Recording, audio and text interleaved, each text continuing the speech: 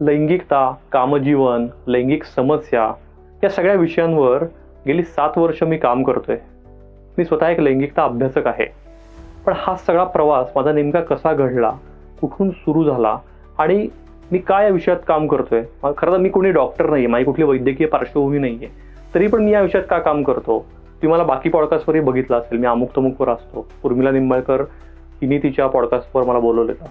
तर मी नेमका या विषयात कसा ओढला गेलो, हा प्रश्न मला अनेक जण विचारत असतात. त्यामुळेच आजच्या या एपिसोडमध्ये मी याविषयी सविस्तर माहिती देणार आहे.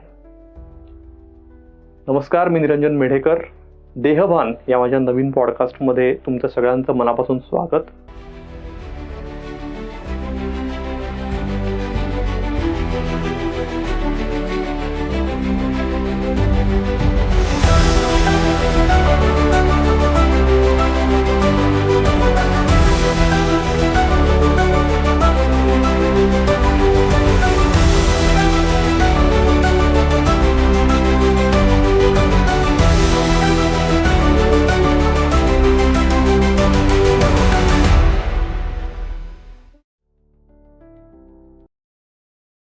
की 2017 साली मी एक नाटक बघितलं.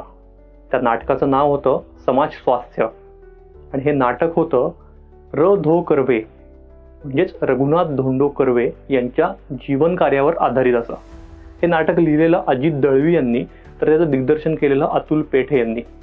या नाटकाचा विषय असा होता की रघुनाथ धोंडो कर्वे हे by the way Dhondo Keshav Karve शिक्षण महर्षी त्यांचे चिरंजीव.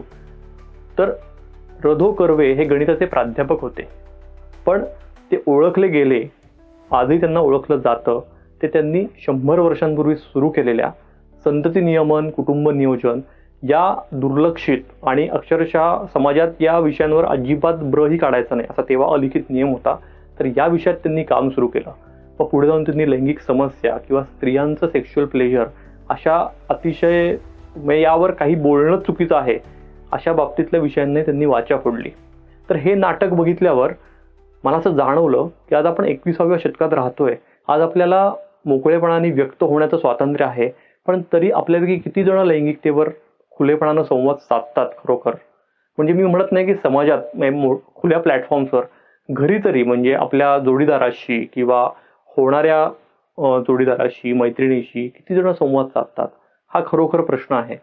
तर त्याच्यामुळे मला असं झालं की हे नाटक बघून मी खरोखर खूप प्रभावित झालो आणि मला असं झालं की मी स्वतः पत्रकार आहे आणि मला कुठलाही विषय म्हणून वर्ज नाहीये जर तो विषय अभ्यासू पद्धतीनं मांडण्याची मला मुभा मिळाली तर.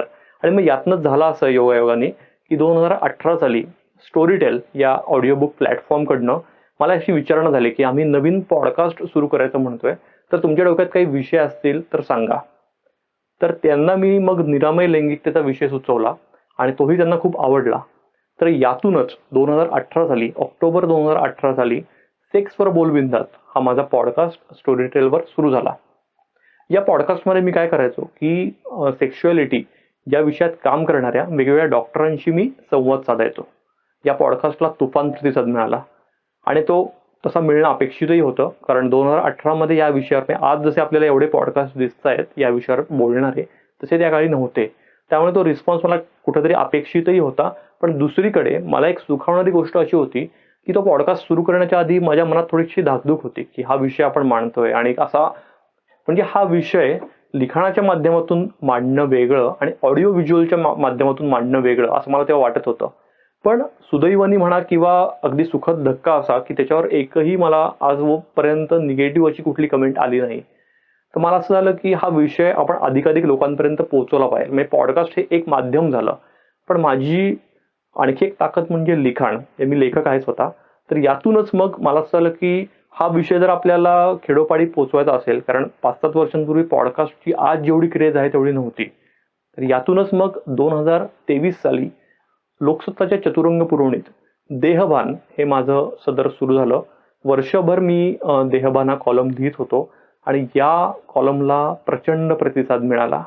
म्हणजे अगदी भंडारा म्हणू नका, गोंदिया म्हणू नका, बीड, अमरावती अशा जिल्ह्यांतून, अशा गावांतून, अशा शहरातून जिथं मी कधी गेलो नाहीये, तिथल्या वाचकांचे मला दर आठवड्याला, पंधरवड्याला जेव्हा माझा लेख प्रसिद्ध व्हायचा तर त्यांचे मेल यायचे.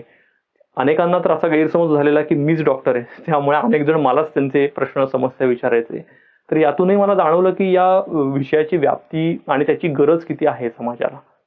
आणि सांगायला आनंद होतोय की 2023 साली हे पूर्ण वर्षभर मी कॉलम लिहिला आणि नुकतंच गेल्या महिन्यात म्हणजेच 14 फेब्रुवारीला देहभान हे माझं पुस्तक याच विषयाला वाहिलेलं हे राजहंस प्रकाशनाकडनं प्रकाशित करण्यात आलेलं आहे. तर देहभान कॉलम रूपी हा जो सुरू झाला प्रवास तो पुस्तक त्याचा आलेला आहे. या पुस्तकालाही उत्तम प्रतिसाद मिळतोय. तर आता हे पुस्तक अधिकाधिक वाचकांपर्यंत पोहोचवण्यासाठी आता हे परत एक वर्तुळ पूर्ण होते असं मला वाटतंय.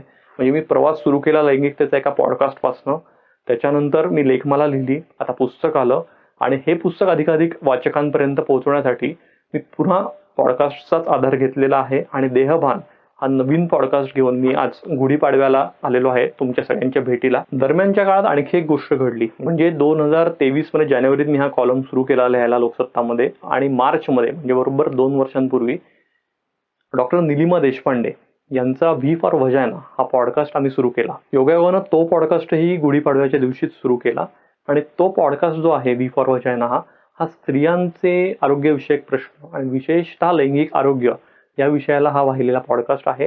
गेली 2 वर्ष अविरतपणे हा पॉडकास्ट सुरू आहे. दर गुरुवारी याचा नवीन एपिसोड रिलीज होतो आणि त्या पॉडकास्टचे पण 100हून अधिक एपिसोड आज रिलीज झालेले आहेत.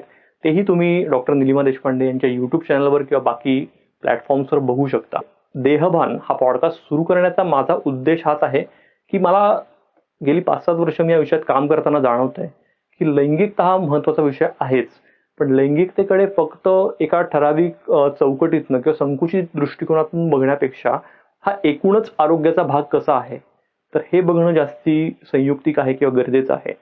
म्हणजे असं दिसतंय की तुमचा जर ओव्हरऑल फिटनेस वीक असेल, कमी असेल, तुम्ही तंदुरुस्त नसाल तर त्याचा थेट परिणाम हा तुमच्या लैंगिक जीवनावर, लैंगिकतेवर हा होत असतो. त्याच्यामुळेच अनेक लैंगिक समस्या हा कुठेतरी तुमच्या शारीरिक समस्यातूनच निर्माण होतात का, किंवा अनेक लैंगिक आजार हे कुठेतरी मानसिकच असतात का.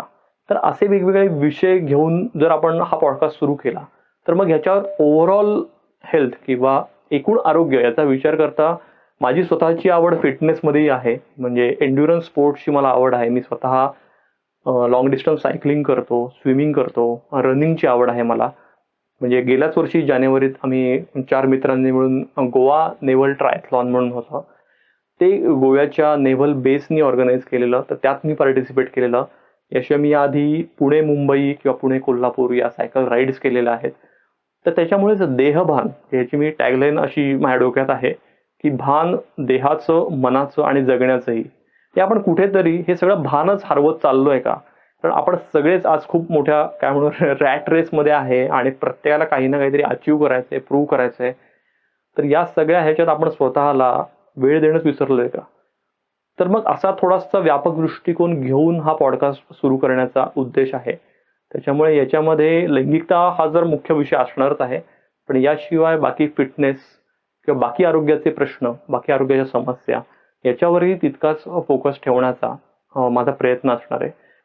त्यामुळे देहभानच्या प्रत्येक एपिसोडमध्ये मी वेगवेगळ्या क्षेत्रातल्या तज्ज्ञांना बोलवणार आहे आणि त्यांच्या अनुभवांतून या समस्यांवर, या प्रश्नांवर काही आपल्याला मार्ग काढता येतोय का एकत्र मिळून, याचा प्रयत्न असणार आहे. तसंच काही एपिसोड्स हे मी असे सोलो पद्धतीने एकट्यानेही करण्याचा विचार आहे. म्हणजे अगदी उदाहरण द्यायचं तर मी असे छोटे मोठे प्रयोग करत असतो.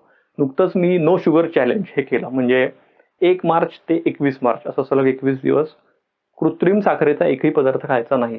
त्यात चहा कॉफी असेल किंवा बाकी कुठल्या आपण काय म्हणू गोडाचे पदार्थ असतील तर हे कुठलेही मी खाल्ले नाहीत. नॅचरल शुगर ही चालणार होती त्यामुळे ती मी कन्झ्युम केलेली आहे. तर ह्याचा मला काय फायदा झाला तर हा व्हिडिओ घेऊनही मी लवकरच येतो. तर अशा प्रकारे देहभानचा हा नवीन प्रवास मी आज गुढीपाडव्याच्या दिवशी सुरू करतोय आणि तुमच्या सगळ्यांच्या शुभेच्छांची आणि तुमच्या सगळ्यांच्या प्रतिक्रियांची खरं तर खूप गरज आहे. देहभानचा प्रत्येक नवीन एपिसोड हा दर गुरुवारी रात्री 8 वाजता घेऊन येण्याचा माझा प्लॅन आहे. तर त्याच्यामुळे आज गुढीपाडवा असल्यामुळे आणि आजच्या या विशेष औचित्याने देहभान मी सुरू करतोय, त्यामुळे हा पॉडकास्ट मी रविवारी घेऊन आलोय. पण या पुढचा प्रत्येक एपिसोड हा गुरुवारी येणार आहे. तर त्याच्यामुळे येत्या गुरुवारची नक्की वाट बघा आणि एक कमाल इंटरेस्टिंग गेस्ट सोबत मी एक नवीन टॉपिक घेऊन येतोय.